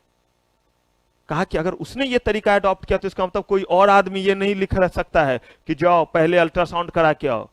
कैसे तुमने ये बोला अल्ट्रासाउंड करा के आओ, इस तरीके से तो मैंने इलाज किया था, पेट में बोला दर्द है तो मैंने बोला जा अल्ट्रासाउंड करा के आ, फिर देखता हूं, और आया तो मैंने बोला तेरे गॉल ब्लैडर में स्टोन है। तूने ये बात क्यों लिखा, दूसरे डॉक्टर को बोल रहा है। मुझे बताइए, क्या ये सही है, क्या ऐसे में सर्वाइवल पॉसिबल है? किसी ने बड़े अच्छा तरीका ढूंढा, क्या करने का, ऑपरेशन करने का, उसको अवार्ड देंगे, सब कुछ देंगे। लेकिन जरा सोचिए, नरेश त्रेहान, नाम सुना है, डॉक्टर नरेश त्रेहान, उन्होंने इंडिया में बाईपास सर्जरी वगैरह जैसे चीज को जो है वो लाया। मेदांता हॉस्पिटल अभी है जिसके वो सीएमडी हैं, तो और भी बड़े अच्छे अच्छे डॉक्टर हैं, तो उन्होंने बाईपास सर्जरी जैसा चीज ढूंढा जिससे बहुत सारे हार्ट के जो है वो कहिए मरीज की जान बची है, उस तरीके से इलाज करने से। अब जरा सोचिए, उन्होंने, बाकी लोगों को भी आता है क्योंकि उन्होंने सिखाया बहुत सारे लोगों को, लोगों ने पढ़ाई की, लेकिन अगर कोई बंदे को हार्ट अटैक आया है, वो मर रहा है, तो कहेंगे अरे पहले नरेश त्रेहान को फोन लगा, जल्दी से पूछो तो कि सर इतना पैसा रॉयल्टी का देंगे, मंजूर है, कर दूं इसका ऑपरेशन, चीर दूं, फाड़ दूं, बचा लूं। जब तक सोचेंगे तब तक किसी चीरफाड़ की जरूरत नहीं पड़ेगी। अब उसे कोई तकलीफ नहीं होगी जिंदगी में, उसके सारे तकलीफ क्या हो गए, दूर हो गए, पहुंच गया जहां उसे पहुंचना था। मुझे बताइए, क्या ये ह्यूमन सिविलाइजेशन के लिए सही है? इसीलिए हमने कहा कि दवा पे तो देंगे। क्यों दवा पे देंगे? क्योंकि ऐसा नहीं होता है कि दवा जो है अभी बनाया अभी दे दिया, दवा तो मार्केट में अवेलेबल है, इसीलिए इसमें हमें रीजनेबल टाइम मिलता है। लेकिन इलाज जब हम कर रहे होते तो हमारे पास टाइम नहीं होता है। पता चला किसी को कुछ सुना, क्या सुना, अरे फलाने आदमी की डेथ हो गई, उसकी डेथ हो गई, ये डेथ होने वाला है। क्यों, क्या आ गया, हार्ट अटैक आ गया। कहते हैं ना, कहीं बहुत खुशी भी हो तो भी हो जाता है। अब ऐसे में हमारे पास क्या कैलकुलेटेड टाइम है, हम शेड्यूल कर सकते हैं। उसे बोलेंगे तू ऐसा कर, तू थोड़ी देर ऐसा ही तरफ, 3 दिन लगेंगे, अभी डॉक्टर जो है वो बाहर गए हुए हैं या ऑपरेशन वगैरह में है, निकलते हैं तो फिर परमिशन वगैरह लेते हैं, निगोशिएट करते हैं, देखते हैं उतने पैसे दे पाते हैं या नहीं। इसीलिए उन्होंने कहा कि इस चीज पे क्या नहीं मिलेगा, पेटेंट नहीं मिलेगा। कंफ्यूज मत कीजिएगा, दवा पे मिलेगा पेटेंट, दवा पे मिलेगा, इलाज के तरीके पे नहीं मिलेगा, सर्जरी के तरीके पे नहीं मिलेगा, इलाज करने के पैटर्न पे जो है वो आपको पेटेंट नहीं मिलेगा, दवाइयों पे मिलेगा, इंजेक्शंस पे मिलेगा, सब पे मिलेगा। लिटरेरी, लिटरेरी का मतलब होता है लिटरेचर से रिलेटेड, बुक लिखना लिटरेरी वर्क में आता है, मूवी वगैरह सब लिटरेरी वर्क में आ गया। ड्रामेटिक, म्यूजिकल, आर्टिस्टिक, हर तरह का बुक लिखना लिटरेरी वर्क में आ गया, चाहे वो कॉमिक्स हो, चाहे नन्हे सम्राट हो, चाहे चंपक हो, चाहे चाचा चौधरी का कॉमिक्स हो, चाहे नागराज ध्रुव किसी का भी कॉमिक्स हो, और या फिर क्या हो, कोई भी ड्रामेटिक, म्यूजिकल, आर्टिस्टिक वर्क। अच्छा मुझे एक चीज बताइए, इस पे क्यों नहीं दे रहे हैं? ये कौन सा सोसाइटी के लिए हार्मफुल है या अनइथिकल है? किसमें प्रोटेक्ट कर रहे हैं? तो देखिए हमारा दो ही कैटेगरी बन रहा है ना, एक जो ह्यूमन सिविलाइजेशन के लिए सही नहीं या लॉ के अगेंस्ट, और दूसरा क्या, प्रोटेक्शन कहीं ना कहीं और दे रहे, जो अच्छा चीज है उसको कहीं ना कहीं और protection they. Mathematical and computer program, इस पे नहीं मिलना चाहिए प्रोटेक्शन? इतना अच्छा अच्छा कोई ऐप बनाया, कुछ बनाया, व्हाट्सएप वगैरह बनाया, और कल उसका देख करके, कोड देख करके सब वैसा बना ले, कहां मिलता है? उस पे क्या मिलता है? कॉपीराइट मिलता है। इसीलिए देखिएगा वहां सी जैसा बना हुआ रहता है। Presentation of what? Information. Presentation of information, मैं जो आपको पढ़ा रहा हूं ये इंफॉर्मेशन को ही तो मैं प्रेजेंट कर रहा हूं। अगर मैंने इस तरीके से चीजों को प्रेजेंट किया, या मैं इस तरीके से आपको एग्जांपल दिया, अपनी नानी जो मर गई है उनको क्लास तक में ले आया, अपने बचपन को क्लास में ले आया, क्या समझाने के लिए? इन्वेंटरी स्टेप्स वगैरह को समझाने के लिए। क्या मुझे बतलाइए, ये प्रेजेंट करने का, इंफॉर्मेशन देने का तरीका नहीं है? क्या मुझे इस पे नहीं मिलना चाहिए रॉयल्टी? पता चला मैंने ये बताया और सब इसी तरीके से इस चीज को एक्सप्लेन करें? नहीं, ये तो मेरा अपना तरीका है। क्या इस पे मुझे मिलना चाहिए मॉनेटरी बेनिफिट या नहीं? गरीब का भी भला सोचिए। हां बोलिए, ऐसे सर क्यों हिला रहे हैं? मिलना चाहिए और मिलता भी है, लेकिन कहा इसमें पेटेंट नहीं, क्योंकि वो कहां प्रोटेक्ट होता है? कॉपीराइट में। तो जितने भी मेरे क्लासेस हैं जो आप देखते हैं ये सब रिकॉर्ड होती है, और ये हर बार जो है रजिस्ट्रार ऑफ कॉपीराइट के पास जाता है, और हर बार इस पे क्या लिया जाता है? कॉपीराइट लिया जाता है, ताकि अगर कोई जो है वो इसका वायलेशन करे तो आप केस फाइल कर सके। बताऊंगा जब कॉपीराइट में आएंगे तो बात करेंगे। कहने का मतलब इस पे मुझे क्या मिलता है? कॉपीराइट। मेरे पढ़ाने के तरीके को कहा गया presentation of what? Information. Information ही तो आपको दे रहा हूं। पेटेंट एक्ट मैंने बनाया है क्या? मैं तुच्छ प्राणी, मैंने कोई एक्ट नहीं बनाया है। मैं बस एक्ट को आपको थोड़ी इंटरेस्टिंग तरीके से बस बताने के लिए आया हूं। तो कहा गया कि इंफॉर्मेशन ही तो प्रेजेंट कर रहा हूं, तो इस पे मुझे मिलेगा, लेकिन क्या नहीं मिलेगा? क्योंकि मुझे प्रोटेक्शन किस एक्ट में मिलेगा? कॉपीराइट एक्ट में मिलेगा। Invention based on traditional knowledge, कहा इस पे भी नहीं। दादी जी के नुस्खे, नानी जी के नुस्खे, हल्दी लगाओ तो ये हो जाएंगे, चंदन और ये लगाओ तो गोरे हो जाएंगे, ये लगाओ तो ये हो जाएंगे, दही लगाओ, रीठा लगाओ तो बाल काले हो जाएंगे। बोला गया कि इस पे कोई पेटेंट नहीं ले सकता, इसीलिए क्योंकि ये बहुत पहले से जो है हमारे पूर्वजों ने सबके लिए क्या किया है? बता करके जो है वो गए हैं। तो इस पे जो है वो पेटेंट नहीं मिलेगा, क्योंकि ये किसका होगा ये बताए। मेरी दादी ने बताया था। अच्छा तेरी दादी ने बताया था, और मेरी दादी क्या, उसे कुछ नहीं आता था? मेरी नानी ने भी बताया था। लड़े हम कि हल्दी का यूज मेरे दादी ने बताया था तो मेरी नानी ने बतलाया था। कहा गया कि इसीलिए ट्रेडिशनल नॉलेज जो है उस पर क्या नहीं मिलेगा? पेटेंट नहीं मिलेगा। Invention relating to what? Atomic energy. अब इस पे नहीं मिलने के पीछे क्या रीजन है वो देख लीजिए।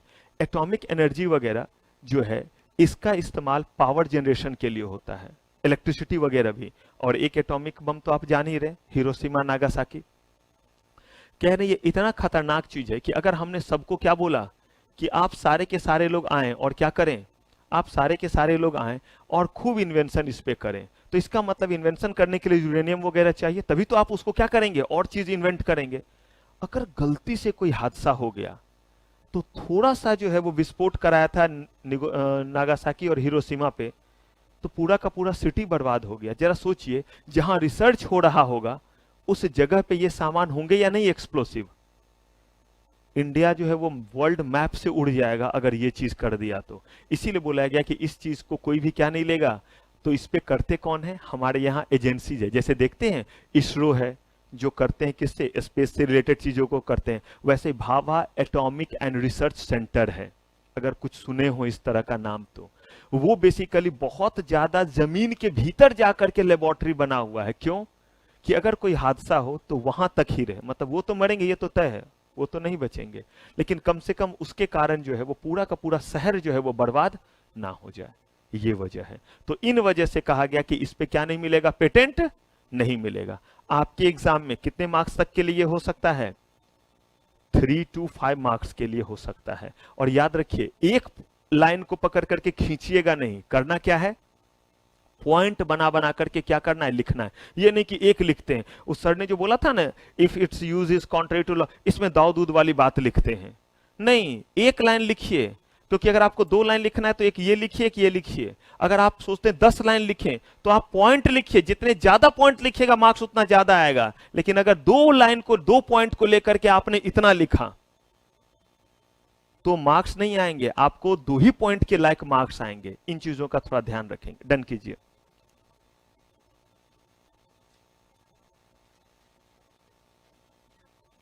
और जब आप लिख रहे होंगे थोड़ा साइंटिफिक चलिएगा प्लीज, उस समय दिमाग में कुछ और नहीं, जो लिख रहे हैं उसी को दिमाग में रखिएगा, ताकि आपको रिवीजन करते वक्त एफर्ट कम लगे। नहीं तो हम सोचते हैं कि लिखते वक्त हम कुछ और सोच लेते हैं कि क्लास के बाद कहां कहां जाना है, अब इसके बाद कहां जाएंगे। नहीं, वो सब नहीं। क्लास भर का टाइम मैंने आपसे बस मांगा है, तो एकदम ध्यान से, ताकि आपको ये लगभग कम से कम 5 पॉइंट तो कम से कम क्लास में ही याद हो जाए कि ये है क्या।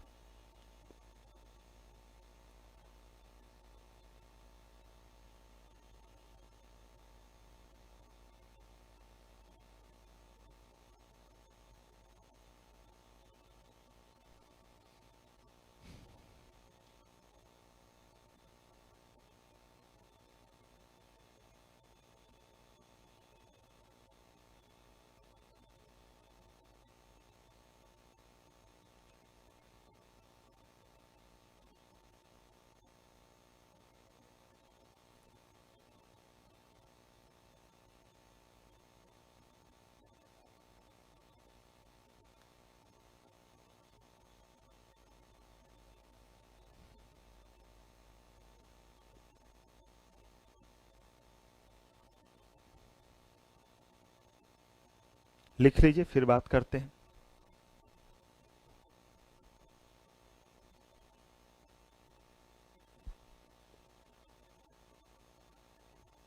स्क्रीन फुल कीजिए।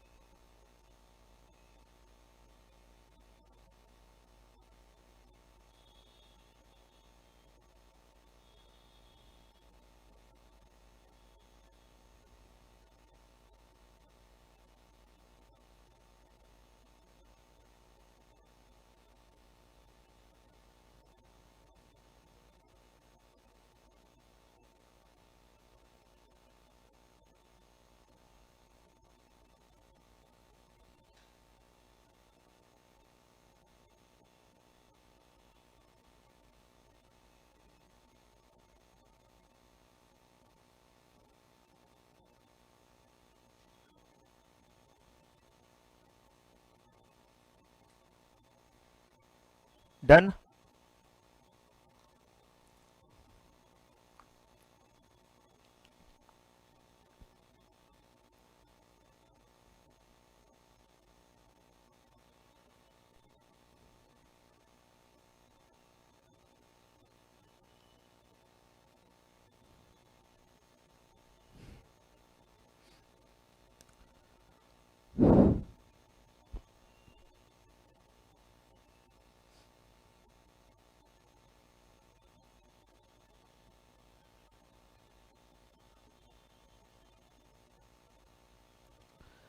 चलिए, तो हमने सेटिंग अप में सबसे पहले 3 पार्ट में सब्जेक्ट को देखा, डिस्ट्रीब्यूट किया गया है, part A, part B, part सी।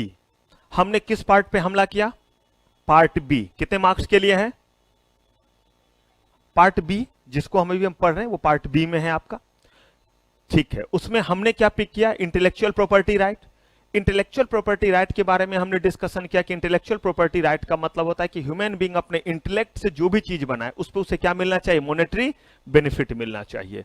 और इसी को प्रोटेक्ट करने के लिए हमें कितने तरह के एक्ट पढ़ने हैं, 5, ठीक है, जिसमें से पहला हमने पढ़ना शुरू किया पेटेंट। पेटेंट में हम लोगों ने पहले पढ़ा कि पेटेंट का मतलब क्या है। तो हमने देखा पेटेंट तब मिलता है जब चीज किस कैटेगरी में आए, इन्वेंशन, और इन्वेंशन के कैटेगरी में आने के लिए उसे क्या होना पड़ता है, न्यू प्रोडक्ट। और न्यू प्रोडक्ट होने के लिए कितने चीजों को फुलफिल करना है, 2, कौन कौन सा, इन्वेंटिव स्टेप्स और दूसरा इंडस्ट्रियल एप्लीकेशन, ठीक है। इसके बाद हमने देखा कि कौन कौन से ऐसे चीजें जिसपे हमें क्या नहीं मिलेगा, पेटेंट नहीं मिलेगा। उसको भी हमने 2 पार्ट में बांटा, समझने के पॉइंट ऑफ व्यू से, ये कहीं लिखना नहीं, समझने के पॉइंट ऑफ व्यू से, या तो इलीगल है या ह्यूमन सिविलाइजेशन के लिए वो सही नहीं है। और दूसरा, उस तरह के चीज को हम किसी दूसरे एक्ट के जरिए क्या कर पा रहे हैं, प्रोटेक्ट कर पा रहे हैं, ठीक है, ये हमने देखा। अब जो है आप ध्यान से सुनिए कि तरीका आपका क्या रहेगा, कैसे आप चीजों को कवर अप करेंगे। मैंने आपको कहा कि आप अगर एग्जाम दे तो एग्जाम में आप जो है वो किसी भी शर्त पे इस सब्जेक्ट में दोबारा मुलाकात आपकी मेरी नहीं होगी या किसी भी टीचर से नहीं होगी, बशर्ते आप मेरे कुछ इंस्ट्रक्शन को फॉलो करेंगे। अब मुझे एक चीज बताइए, आप जब सीएस चुने हैं तो ये सोच करके कि सीएस बनना है या बस एवरी टाइम पास बनना है? इसका मतलब है कि आप में इतनी इच्छा तो है कि भाई हम 100% क्या हो, पास हो। ये है या अभी बहुत छोटे बच्चे हैं, ये नहीं समझ में आ रहा है? ये डिसाइड कर पा रहे हैं कि हम पास हों या नहीं? सर अभी बहुत छोटे हैं, जैसे मेरी बिटिया 6 साल की है, नहीं समझ पाती है कुछ। कभी कभी पढ़ने बोलता हूं तो बैठ जाती है, फिर बोलता हूं बेटा रे पढ़ोगी तब ना अच्छा बनोगी। क्या बनूंगी पापा?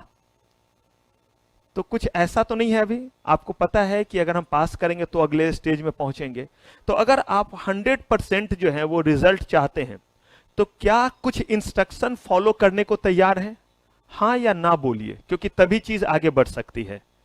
और मैं कह रहा हूं 100% का मतलब रिकॉर्डेड है, क्लास रिकॉर्ड हो रही है, इसका मतलब ये एविडेंस है। तो लेकिन उसके लिए मैं आपको जो कह रहा हूं बस उस चीज को बस आप फॉलो कर लीजिए। पहला चीज, एक साइकोलॉजिस्ट हूं इसलिए मैं बच्चों को अच्छी तरह जानता हूं, बच्चों ही नहीं बड़ों को भी, लेकिन अनफॉर्चुनेटली गलती से वो मेरा हाईली पेड जॉब है, इसीलिए मैं साइकोलॉजिस्ट को क्लास के बाहर छोड़ के आता हूं। क्योंकि क्लास में जब आता हूं तो सिर्फ मैं एक टीचर होता हूं, साइकोलॉजिस्ट नहीं। क्योंकि अगर मैं साइकोलॉजिस्ट रहा, आप अपने फ्रेंड को ऐसे ठोकेंगे, ये मासूम येलो नहीं समझेंगे कि आप क्या कहना चाह रहे हैं। मैं बता देता हूं कि आप क्या कहना चाह रहे हैं। अभी आप झुक करके कह रहे हैं तो क्या कहना चाह रहे हैं, अब क्या कहना चाह रहे हैं, कब जो है मुझे बद्दुआएं दे रहे हैं, कब मुझे दुआएं दे रहे हैं, कब अच्छे अच्छे लेवल का दे रहे हैं जो जो लेवल आपको पता है, कब आप कह रहे बहुत बोल रहा है, कब आप कह रहे नहीं ठीक ही बोल रहा है। मैं बस आपको इतना ही कह रहा हूं कि आप बस इस मेरे एक्सपीरियंस का फायदा उठाइए।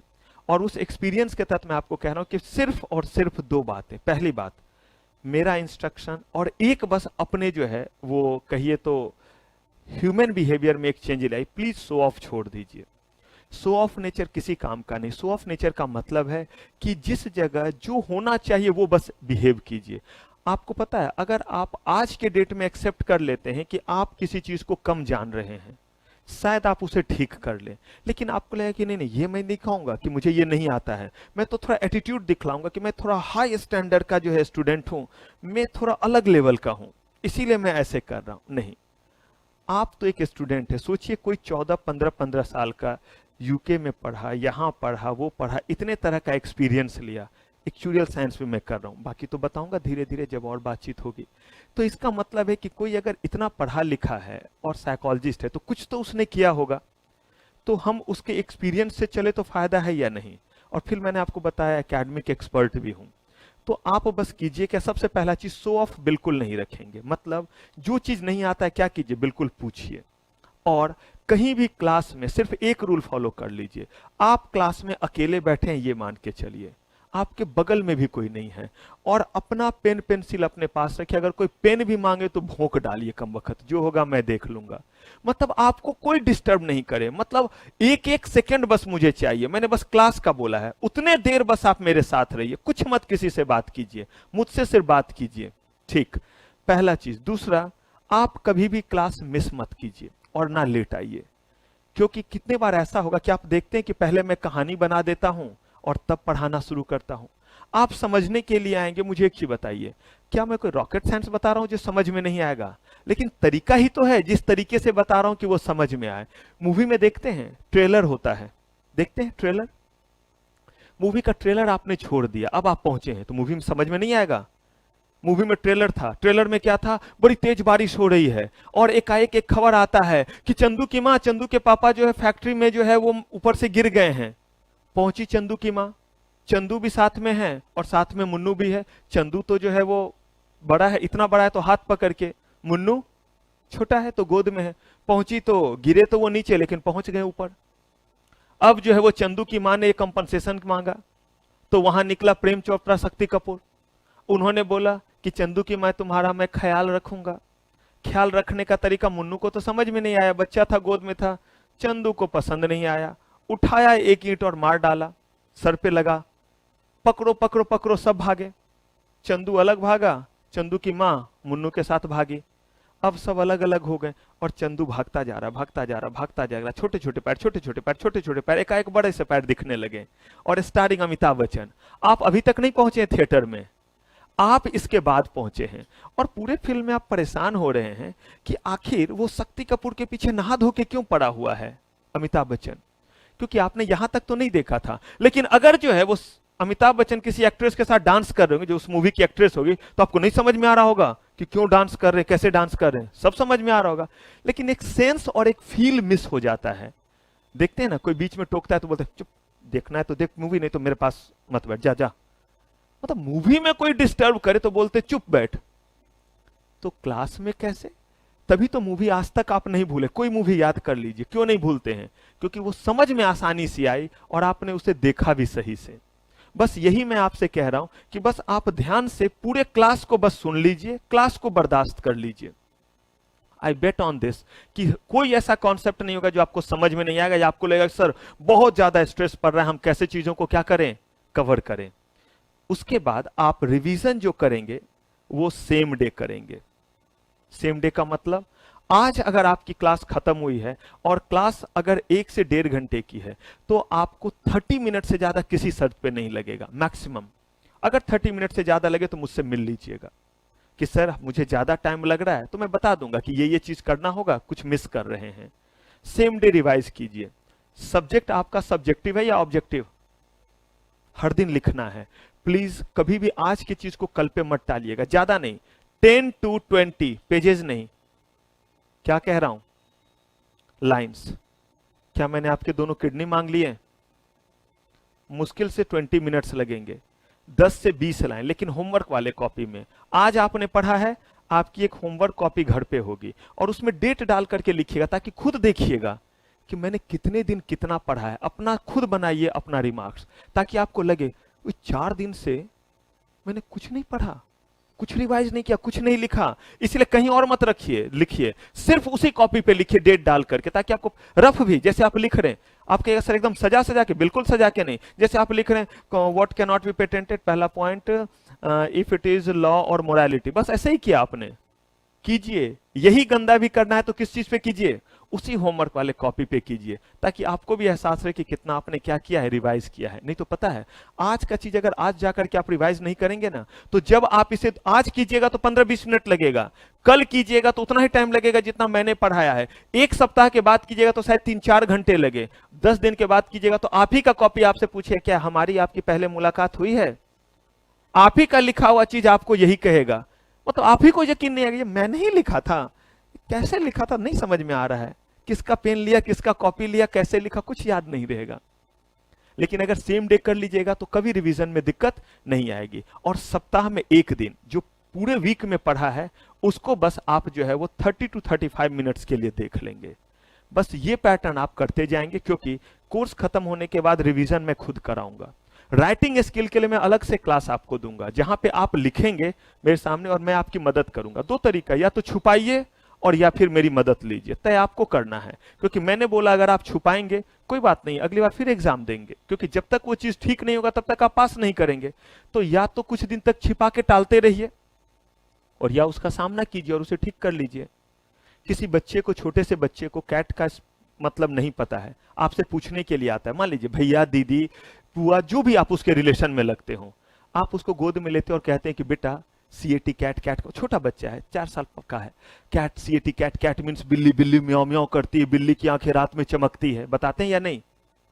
यही पे इतना बड़ा बच्चा आए और बोले दीदी दीदी कैट का मतलब ये ले, कैट का मतलब, गधा इतना बड़ा हो गया अभी तक तुझे कैट का मतलब नहीं पता, तेरे उम्र के बच्चे कैट के गले में घंटी बांध रहे, तू अभी कैट का मतलब समझ रहा है? क्वेश्चन वही, आप वही, बच्चा वही, तरीका क्यों बदल गया? पीरियड वो बीत गया। अगर अभी आप किसी चीज को टीचर से पूछते हैं, मुझसे पूछते हैं, मैं बिल्कुल बताऊं क्योंकि आप स्टूडेंट हैं, थोड़े समय बीतने दीजिए। जब आप एक रीजनेबल एज को क्रॉस करेंगे तो बोला जाए कि नहीं अब आप इस स्टेज में नहीं है कि इस चीज को क्या करे जाने, क्योंकि आपने समय थोड़ा क्या कर दिया है, वेस्ट कर दिया है। तो इसीलिए आप बिल्कुल सही टाइम में हैं। नहीं आता है तो क्या कीजिए, दोस्तों से पूछिए, उसके बाद भी दिक्कत है तो किससे पूछिए, मुझसे पूछिए, जो भी रिसोर्सेज आपके पास अवेलेबल, जो भी सब्जेक्ट एक्सपर्ट आपके पास हैं उनसे क्या कीजिए, पूछिए, रिवाइज कीजिए। और रिवाइज करने के बाद देख के मत लिखिएगा, पहले रिवीजन कर लीजिए और रिवीजन करने के बाद कॉपी लीजिए। और आपने आज सोचा कि मैं पेटेंटेबल इन्वेंशन सर ने बोला था, देखते हैं हम कैसे लिख पाते हैं। ओह, एक लाइन लिखा, अब याद ही नहीं आ रहा है, कोई बात नहीं है, एकदम घबराना नहीं है, फिर से उस कॉपी पे गए जहां आपने लिखा था, लेकिन उसे देख के नहीं लिखा, ये पेन को रख दिया और उसको ऐसे करके पढ़ लिया। हाँ, रटना नहीं, पढ़ लिया, हाँ बताए थे कि ये होता है, ये होता है, हाँ कर लिया, रुको अब करते हैं। फिर किया, फिर दिक्कत हुआ, फिर 2 लाइन के बाद फिर देख लिया। शुरू में बस थोड़ा मेहनत लगेगा, उसके बाद बहुत आसान हो जाएगा। ये मैं अपना आपको शेयर कर रहा हूं क्योंकि मैंने आपको बताया ही कि नहीं था कॉमर्स से, फिर भी जो है मैंने इन चीजों को क्या किया, ऐसे करके साइंटिफिक अप्रोच को अडॉप्ट किया। और इस समय मैं एकेडमिक साइकोलॉजिस्ट भी हूं, जहां पे अलग अलग कोर्सेज में क्या सब्जेक्ट होंगे, क्या तरीका होना चाहिए, इन चीजों के लिए एक्सेलआरआई और भी, ये इंस्टीट्यूट का नाम है एक्सेलआरआई, अगर कहीं जानते हो, एमबीए की अच्छी इंस्टीट्यूट में है, तो उन जगहों पे कोर्स वगैरह डिजाइन करता हूं। तो बस आप क्या कीजिए, रिवाइज कीजिए, हर दिन लिखने वाला काम कीजिए, और जब कोर्स खत्म हो जाएगा तो मेरे साथ रिवीजन करें। कोई स्कैनर आप नहीं खरीदेंगे, क्योंकि हम लोग क्वेश्चन लेकर के बैठेंगे, स्कैनर नहीं, उसमें आंसर गलत रहता है। क्वेश्चन लेकर के बैठेंगे और सामने में क्वेश्चन होगा और आंसर आपके कॉपी में और आपके नोट्स में होगा।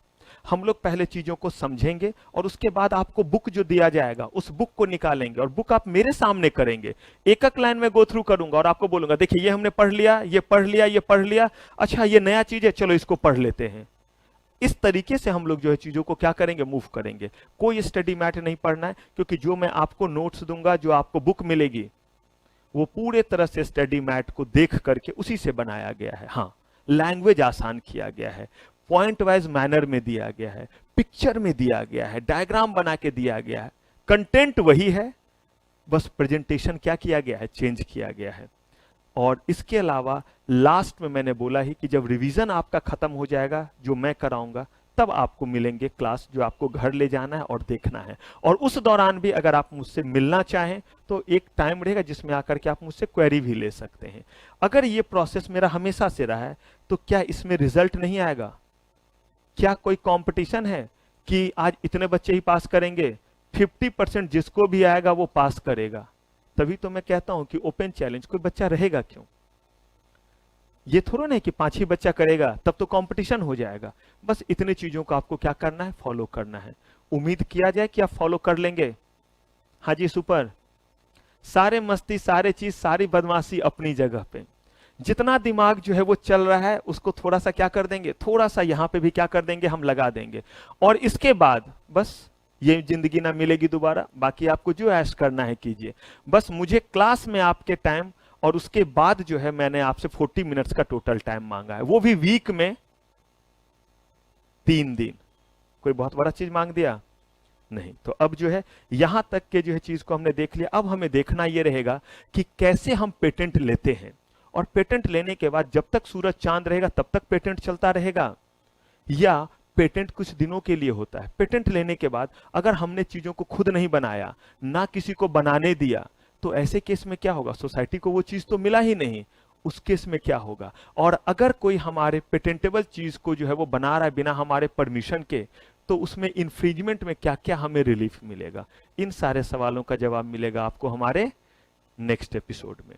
तो यहां तक के चीजों को क्या करेंगे, एकदम अच्छे से रिवाइज कर लेंगे। जैसे मैंने बोला है, अगर दिक्कत हो तो मैंने आपको टाइम दे दिया है, नंबर मैंने आपको दे दिया है, उस पर आप कॉल करके भी क्वेश्चन क्या कर सकते हैं, मुझसे पूछ सकते हैं। तो फिलहाल मेरी आज की सेवा समाप्त। थैंक यू वेरी मच, आपका बहुत बहुत धन्यवाद।